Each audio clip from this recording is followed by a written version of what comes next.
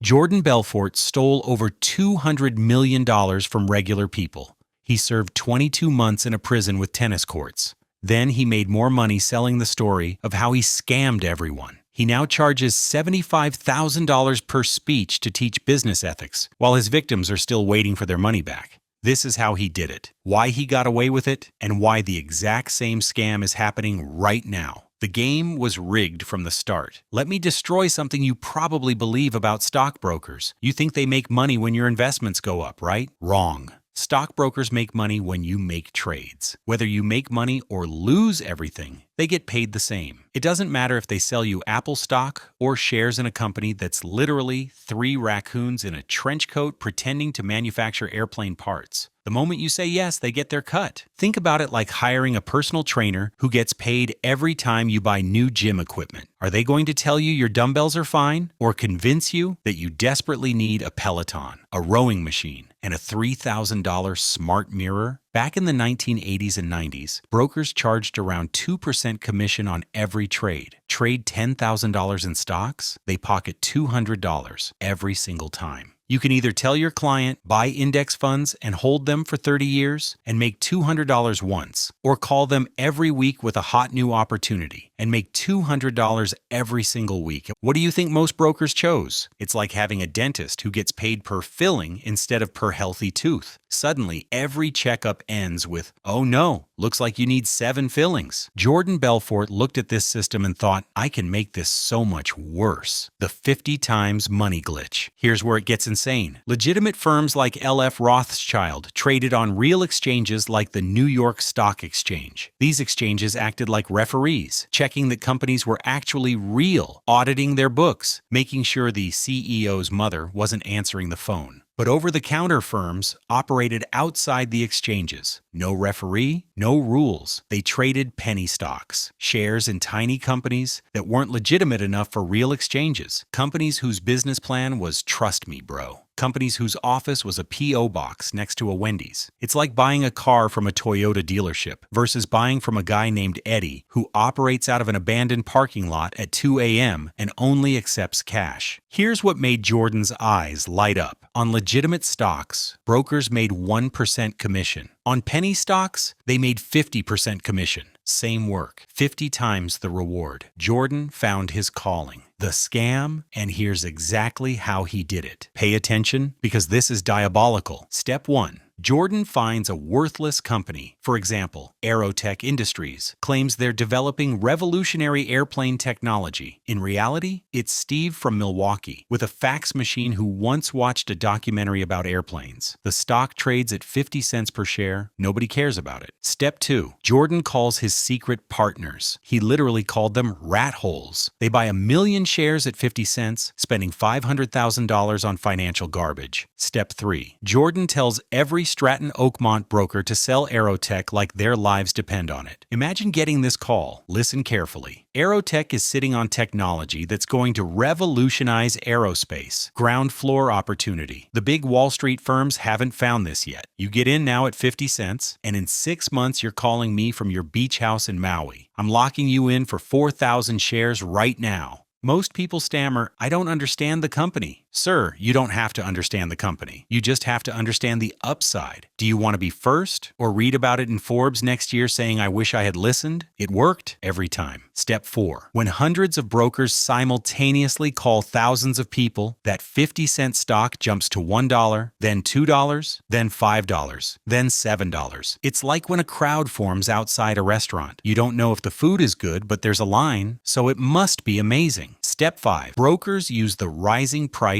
as proof. This stock has tripled in 2 weeks. Everyone's getting in. You need to act now. People buy because it's going up, which makes it go up more. Self-fulfilling prophecy made of lies. Step 6. At $7 per share, rat holes sell everything. They bought 1 million shares at 50 cents. That's $500,000. They sell at $7. That's $7 million.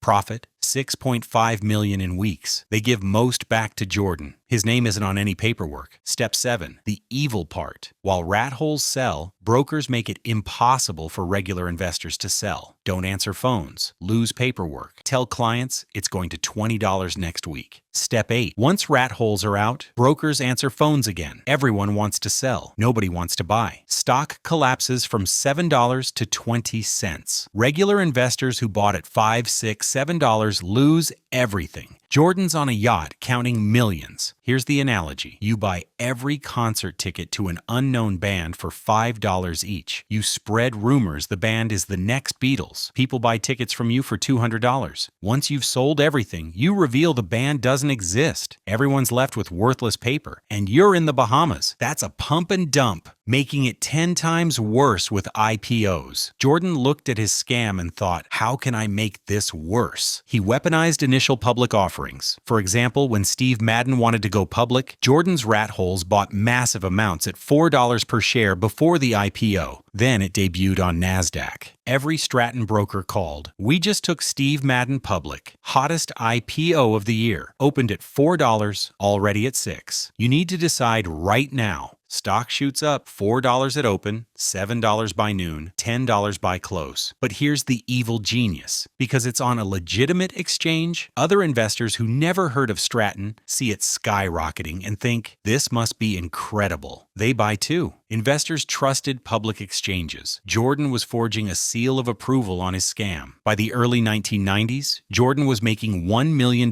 per week. That's $52 million per year from lying on the phone. The excess and the countdown to disaster. Jordan bought mansions, helicopters, a 167-foot yacht, Ferraris, Lamborghinis. Inside Stratton Oakmont, it was pure chaos. Strippers in conference rooms. Jordan throwing Rolex watches at brokers every Friday, marching bands, dwarf tossing, mountains of drugs. But the FBI was circling. Agent Gregory Coleman pulled wire transfers and tracked purchases. Jordan's own brokers flipped, wore wires, handed over evidence. In panic mode, Jordan tried hiding money in Swiss accounts. His 60-year-old housekeeper flew to Switzerland with cash sewn into her bra. Then 1996, Jordan sails his yacht into a storm despite warnings. I'm invincible. The yacht sinks. Italian Navy rescues them. The universe screamed, stop. He ignored it. The fall, then the most insulting part. October 1996, federal raid. Phones ripped from desks. But here's what shows you how delusional Jordan was. In early 1997, while under investigation for money laundering, Jordan wires $2 million to Switzerland. It's like speeding while the cop is writing your speeding ticket. By 1998, Jordan faced 30 years, so he became a snitch. Over 30 employees indicted. Many served more time than Jordan. Jordan got 22 months in club fed, tennis courts, a gym. He met Tommy Chong, who said, write a book. Jordan spent 18 months crafting his crimes into entertainment. Now here's the part that should make your blood boil. The court ordered Jordan to pay $110 million to victims. Want to know how much he's actually paid? About $15 million? That's 14%. Meanwhile, he's made an estimated $30 million since prison from book deals, movie rights, and speaking fees. Wait, let me say that again slower. Jordan stole $200 million, paid back $15 million, then made $30 million more by talking about stealing the $200 million. He literally profited from his own fraud twice. The victims we forgot about. 2007, published The Wolf of Wall Street. Bestseller, 2013. Scorsese and DiCaprio made it a movie. $400 million worldwide box office. But here are the people who didn't get movie deals. A 73-year-old school teacher still working who invested her entire retirement in Jordan's stocks, lost everything. A Vietnam veteran who put his life savings in a Stratton IPO, died in debt. A Michigan family who remortgaged their home, lost it all. Their kids never went to college. These weren't wealthy hedge fund managers. These were exactly who Jordan targeted. Regular people who wanted financial security, who trusted the confident voice on the phone. Meanwhile, Jordan charges $75,000 per speech teaching business ethics. Gets paid more for one speech than most of his victims lost. It's like hiring an arsonist to teach fire safety. We bought the book, watched the movie, made him a celebrity. It's happening right now, and it's worse. Here's what nobody wants to admit. This scam never ended. It evolved. As I'm making this video, there are over 50 active pump and dump operations running on crypto Discord servers with a combined 3 million members. Right now, today, instead of penny stocks, it's coins with names like Safe Moon Rocket and Elon Kumainu. Instead of stockbrokers, it's YouTube influencers telling their followers a random coin is about to 100x. Instead of phone calls, it's Discord pings and Telegram groups. But the scam is identical. Influencer buys unknown crypto, tells followers to buy. Price explodes. Influencer dumps at the peak. Followers left with worthless tokens. The rat holes became crypto whales. The brokers became influencers. The penny stocks became meme coins. But the victims are still regular people who thought they found the next Bitcoin. In 2024 alone, pump and dump crypto schemes stole an estimated $4 billion.